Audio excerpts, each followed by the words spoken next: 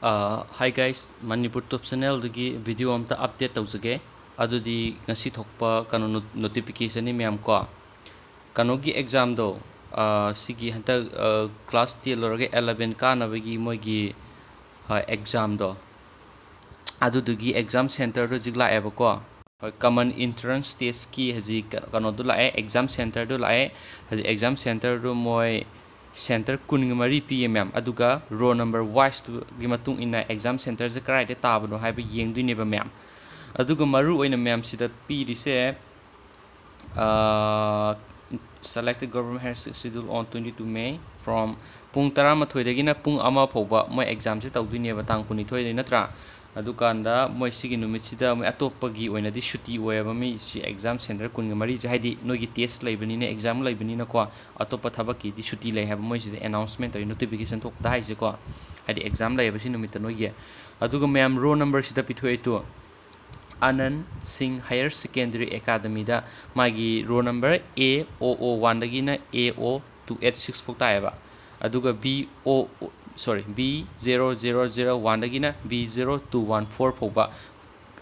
Anand Singh Higher Secondary Academy da taeba mi chawngana plop taise adumaina thamset tatasu ko thamset tasu B0215 dagina B0250 aduga D0001 dagina D0064 po mi chama tai moida adudagi Imphal morning dana row number kya dan kya po tabano asida yaure maitai me kisu sida yaure Lamlong Higher Secondary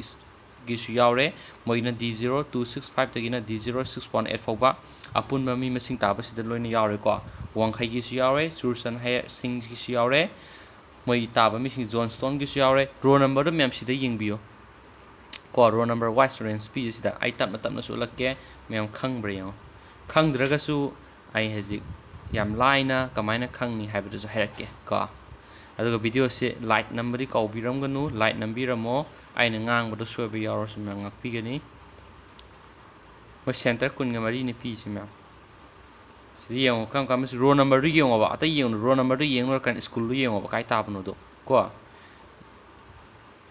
aduga moin sida ai tamen condition khara pire ko haidi exam manungda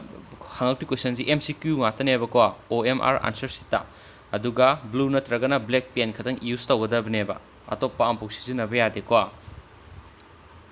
aduga sida mo haire candidate should bring their admit card purakadaba ko row number yawdo aduga exam hall da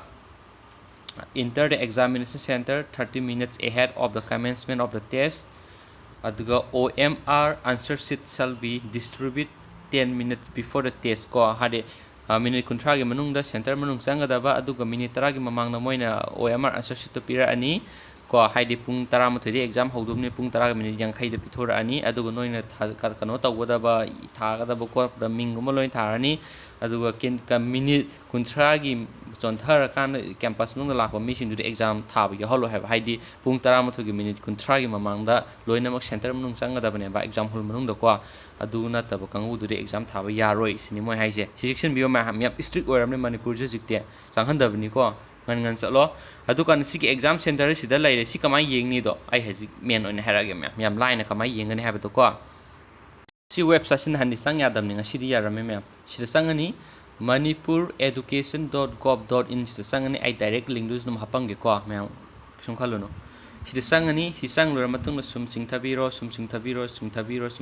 dum singthabiro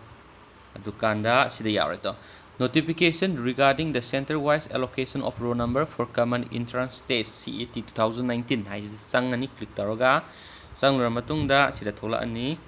ko tholan tu sida notification regarding the center-wise allocation of row number of common entrance test hai download aina makha thabi yaisa center allocation detail here thai download sida click tawduba aduga download tarani ulakke du download taraka download tawkhre thola ani notification